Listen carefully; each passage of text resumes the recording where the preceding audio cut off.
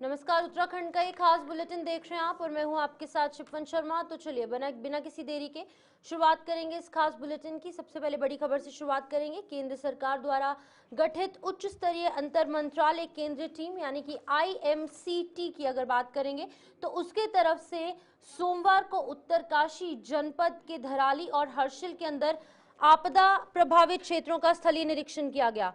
Army helipad Harsil पहुंचने पर जिलाधिकारी प्रशांत आर्य और पुलिस अधीक्षक सरिता डोभाल ने टीम का स्वागत किया। जिलाधिकारी ने आपदा से हुई जनहानि और संपत्ति के नुकसान का विस्तृत ब्यौरा प्रस्तुत किया। इसके बाद टीम ने मुखवा, हर्षिल और धराली क्षेत्रों का निरीक्षण कर पुनर्निर्माण और राहत कार्यों की समीक्षा की। स्थानीय लोगों ने टीम के समक्ष मकानों, होटलों, बगीचों और फसलों के नुकसान की जानकारी दी और पुनर्वास, रोजगार और क्षतिपूर्ति की मांग की। टीम ने सभी समस्याओं को गंभीरता से लेकर रिपोर्ट तैयार करने का भरोसा दिलाया।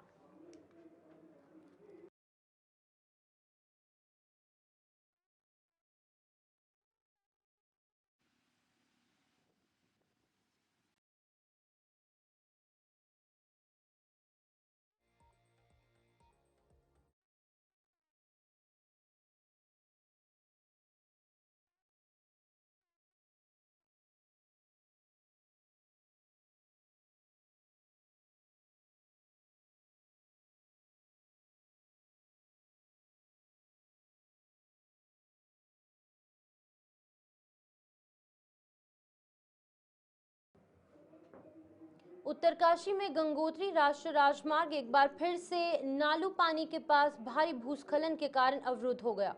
लगातार हो रहे भूस्खलन से यात्रियों और स्थानीय लोगों को भारी परेशानियों का सामना करना पड़ रहा है।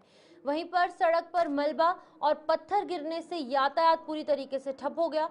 प्रशासन और संबंधित विभागों की टीमें मौके पर पहुंचकर मार्ग को खोलने के प्रयास कर रही है। वहीं मौसम विभाग ने बारिश के चलते भूस्खलन की आशंका को देखते हुए लोगों को सतर्क रहने की अपील की है।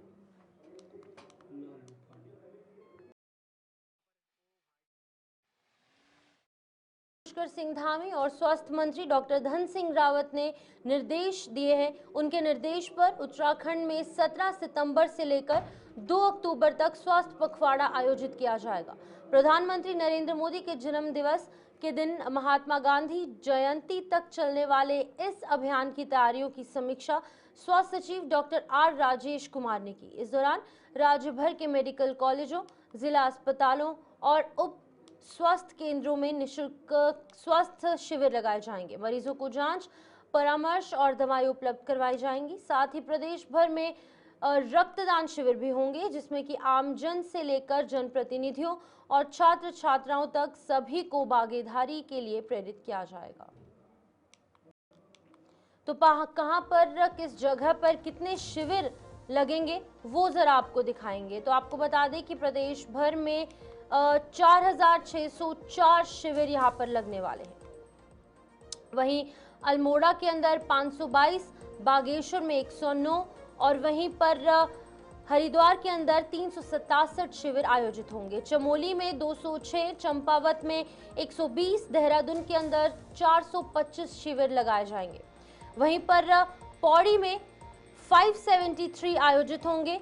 नैनीताल के अंदर 367 लगने वाले हैं और वहीं पर पिथौरागढ़ में 679, टिहरी के अंदर 533 शिविर आयोजित होंगे। और वहीं पर आपको ये भी बता दें कि रुद्रप्रयाग में 239, उत्तरकाशी में 208 यानी कि 208 और उधम सिंह नगर के अंदर 256 शिविर आयोजित किए जाएंगे। तो ये पूरा का पूरा कार्यक्रम जो है वो 17 सितंबर से लेकर 2 अक्टूबर तक आयोजित किया जाएगा। अलग अलग जगहों पर स्वास्थ्य के शिविर आयोजित किए जाएंगे।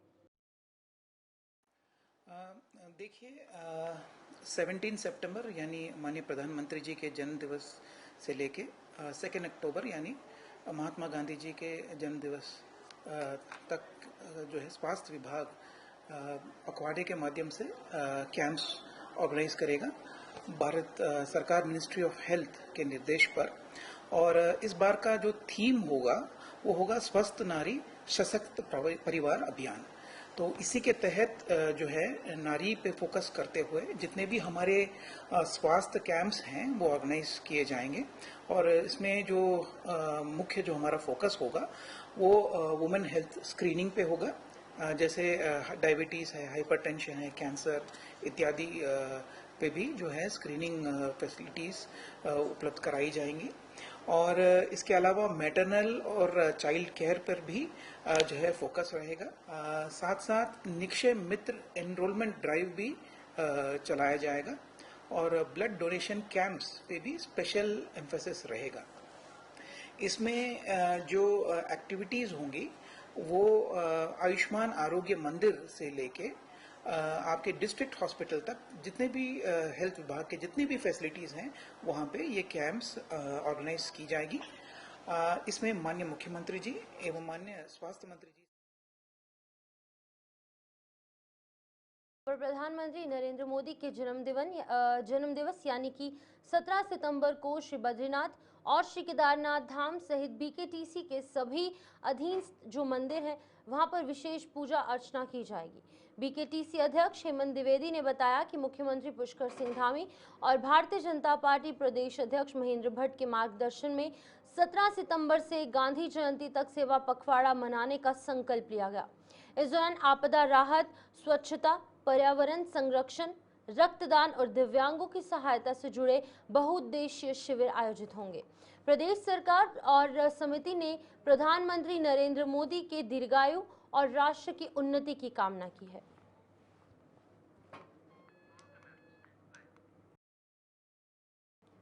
उत्तराखंड में चार धाम की यात्रा को फिर से दोबारा खोल दिया गया है। 2 सितंबर को केदारनाथ और 4 सितंबर को बद्रीनाथ की यात्रा खोल दी गई है। आपको बता दें कि भारी बरसात के कारण यात्रा को रोक दिया गया था, लेकिन फिलहाल के लिए 2 धामों की यात्रा का संचालन फिर से कर दिया गया।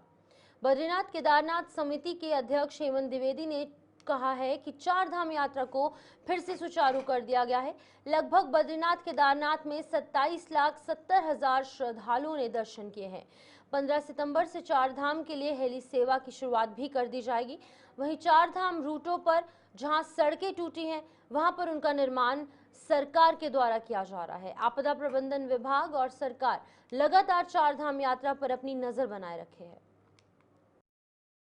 देखिए, 2 तारीख को श्री केदारनाथ जी के धाम कपाट खुले थे और 4 तारीख में श्री बद्रीनाथ जी की, और लगातार यात्रा कंटिन्यूस चली थी कि जैसे कि मानसून आने के बाद उच्च हिमालय क्षेत्र होने के कारण यहाँ पर काफ़ी बारिश इस बार रही और बहुत भूस्खलन और लैंडस्लाइड और क्लाउड बर्स्ट की जो है कि सूचनाएं यहाँ पर आती रही हैं और बहुत सारे हमारा पर्वतीय क्षेत्रों में जो है इसमें काफ़ी नुकसान हुआ। और लगातार अभी 5 तारीख तक भी जो है 1 तारीख से 5 तारीख तक भी यात्रा पूरी तरह से प्रतिबंधित थी, लेकिन अभी यात्रा जो है 6 तारीख से पुनः जो है खुल गई है। और सभी जो यात्रा रूटों पर हमारी सरकार, राज्य सरकार, आपदा प्रबंधन, जिला प्रशासन और सारी टीम जो है कि युद्ध स्तर पर वहाँ पर जो है कि सड़कों को खोल रहे हैं। और कल भी 2 दिन तक लगातार जब यात्रा खुली है 6 तारीख के बाद में, तो अच्छी संख्या में बद्रीनाथ जी और केदारनाथ जी में भी यात्रियों का आवागमन रहा है। लगभग 27,70,000 के करीब तीर्थयात्रियों ने जो है कि केदारनाथ जी और बद्रीनाथ जी में दर्शन किए हैं कल शाम तक। तो यात्रा पुनः जो है कि अपने उस पर शुरू हो जाएगी। और यहाँ वक्त एक छोटे से ब्रेक का है, जल्द वापस लौटेंगे, आप बने रहे हमारे साथ। तो चलिए, स्वागत है आप सबका। इस छोटे से ब्रेक के बाद आगे बढ़ेंगे। पर्वतीय राज्य उत्तराखंड में मानसून के चलते लगातार कठिनाइयों का सामना करना पड़ रहा है। 4 धाम यात्रा मार्गों पर भी बारिश के कारण कई बाधाएं आई हैं, लेकिन प्रशासन इन मार्गों की मरम्मत में लगातार जुटा हुआ है। बद्री केदार मंदिर समिति अध्यक्ष ने बताया है कि मुख्यमंत्री पुष्कर सिंह धामी स्वयं ग्राउंड जीरो पर जाकर आपदा प्रभावित क्षेत्रों का निरीक्षण कर रहे हैं। लोक निर्माण विभाग, एनडीआरएफ, एसडीआरएफ और अन्य एजेंसियां पूरी तत्परता के साथ मार्गों को दुरुस्त करने में लगी हुई हैं। प्रदेश के यशस्वी मुख्यमंत्री आदरणीय पुष्कर सिंह धामी जी सब ग्राउंड जीरो पर उन्होंने जो कि सारी जगहों से सारी आपदा क्षेत्र का भी दौरा किया था और सभी सड़कों को जहाँ जहाँ पर भी पर्वतीय क्षेत्रों में यात्रा रूट पर हो या जिस जगह भी 4 धाम में बद्रीनाथ, केदारनाथ, यमुनोत्री, गंगोत्री की रूट पर सभी जगह मैं समझता हूँ कि लोक निर्माण विभाग अपना NHI, national BRO, NDRF, SDRF सारी जो एजेंसियां हैं वो युद्ध स्तर पर वहाँ पर काम कर रही हैं और सारे यात्रा रूट को।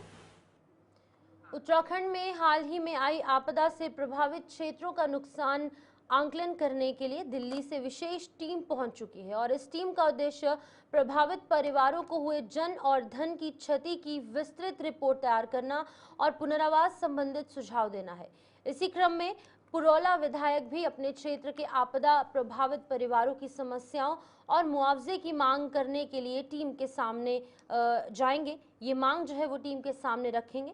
विधायक ने कहा कि प्राकृतिक आपदा से हुई भारी नुकसान की भरपाई सरकार की प्राथमिकता होनी चाहिए ताकि प्रभावित परिवारों को शीघ्र राहत मिल सके। मेरा क्षेत्र एक एप्पल बास्केट क्षेत्र है। सबसे ज्यादा बागवानी क्षेत्र है, हॉर्टिकल्चर का है। तो हमारी जो रास्ते हैं, परिसंपत्तियां, बगीचे हैं, वो सब जो जीर्ण शीर्ण हो गए, नष्ट हो गए। और अभी तक काश्तकारों की सबसे बड़ी जो समस्या आ रही है कि लोगों की जो सेब है वो बिल्कुल अब पैकिंग करके 10-10, 15-15 दिन से जो है पैक कर रखे हैं और जो है गाड़ियों में, कहीं गाड़ियों में लद रखे हैं। देवभूमि की गरिमा बचाने के लिए मुख्यमंत्री पुष्कर सिंह धामी द्वारा शुरू किया गया ऑपरेशन कालनेमी लगातार प्रभावित साबित हो रहा है। अब तक प्रदेश पुलिस ने 5,500 से अधिक लोगों का सत्यापन किया है, जबकि 1,100 यानी कि 1,100 से ज्यादा फर्जी और ढोंगी बाबाओं पर कानूनी शिकंजा कस दिया है। भारतीय जनता पार्टी प्रवक्ता हनी पाठक ने इस कार्रवाई को सराहनीय बताते हुए कहा है कि सरकार देवभूमि की पहचान को सुरक्षित रखने के लिए लगातार प्रयासरत है। फर्जी बाबाओं द्वारा जो महिलाओं को ठगने का काम किया जा रहा है, ठगने और ढोंग का कारोबार करने वालों पर लगातार शिकंजा कसा जा रहा है।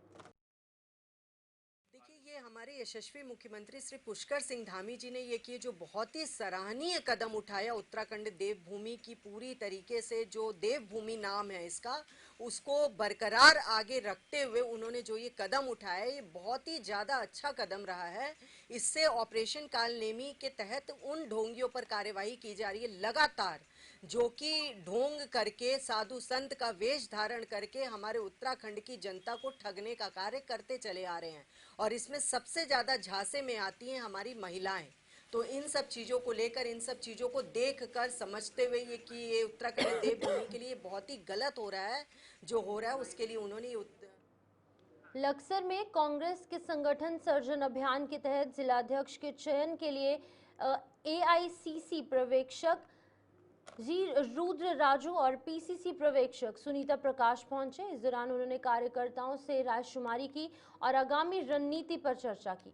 पर्यवेक्षकों ने कहा कि भारतीय जनता पार्टी शासन में देश के हालात बद से बदतर हो चुके हैं और अब जनता बदलाव चाहती है। उन्होंने दावा किया कि 2027 में उत्तराखंड में कांग्रेस की सरकार बनाना तय है और 10 सितंबर तक रायशुमारी की प्रक्रिया पूरी कर 16 सितंबर को रिपोर्ट हाईकमान को सौंप दी जाएगी। जो अभियान है ये हमें राहुल गांधी के द्वारा चलाया जा रहा है। हम इसमें पूरे कांग्रेस जनों को इकट्ठा करके और एक ऐसा जिला अध्यक्ष देना चाहते हैं जो पूरी पार्टी को साथ लेकर के चले और जितने भी समुदाय के लोग हैं उनको सबको इकट्ठा करके आगे बढ़ाने का काम करें। और पार्टी को यहाँ से एक विधायक देने का हमारा आगे का जो कार्यक्रम है कि हम पार्टी को इतना मजबूत कर दें कि यहाँ से हमारा एक विधायक जाए और ये जितनी भी हमारी ग्रामीण की विधायक की सीटें हैं, विधानसभाएं हैं, सब हम जीत करके ले जाएं यहाँ से। अच्छा है, इस बार ज्यादा से ज्यादा लोग कांग्रेस पार्टी आने के लिए चाह रहे हैं। खासकर जो भी हम आज तक घूमे हैं तो सारा क्षेत्र में कांग्रेस पार्टी के लिए बहुत अच्छा है। अब तो देख रहे हैं हमारे एक ब्लॉक का मीटिंग है, लक्सर विधानसभा क्षेत्र के अंदर एक ही ब्लॉक का मीटिंग है, इतना बहुत बड़े संख्या में हो रहे हैं। तो राहुल गांधी जी और मल्लिकार्जुन खड़गे जी एक नया प्रक्रिया शुरू की है।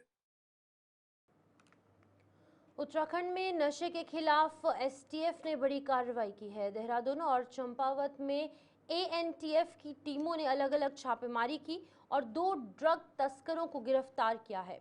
इनके पास से 278 ग्राम हेरोइन और 1 किलो 208 ग्राम चरस बरामद हुई है। हेरोइन की अंतर्राष्ट्रीय बाजार में कीमत लगभग 84 लाख रुपए बताई जा रही है। देहरादून के जोगीवाला बैरियर पर पकड़ा गया तस्कर बरेली से नशा लाकर बेचने की फिराक में था।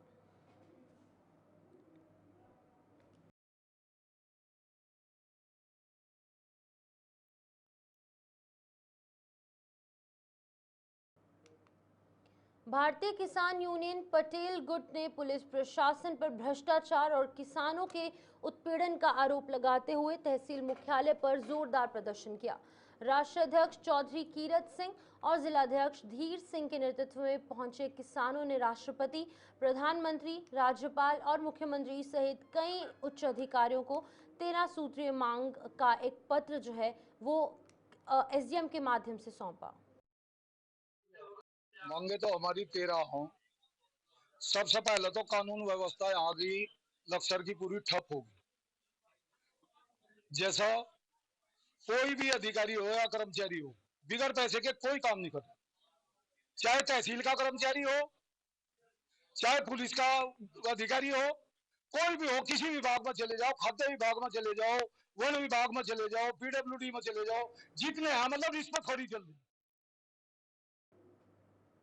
देहरादून जिलाधिकारी कार्यालय में आयोजित जनता दरबार में आज लोगों की भारी भीड़ देखने को मिली। इस दौरान 125 से अधिक शिकायतें सामने आई, जिसमें कई का समाधान मौके पर कर दिया गया। वहीं पर अधिकांश शिकायतें सड़क, पेयजल संकट, अवैध कब्जा, भूमि विवाद और आपदा से क्षतिग्रस्त भवनों और मुआवजे से जुड़ी रही।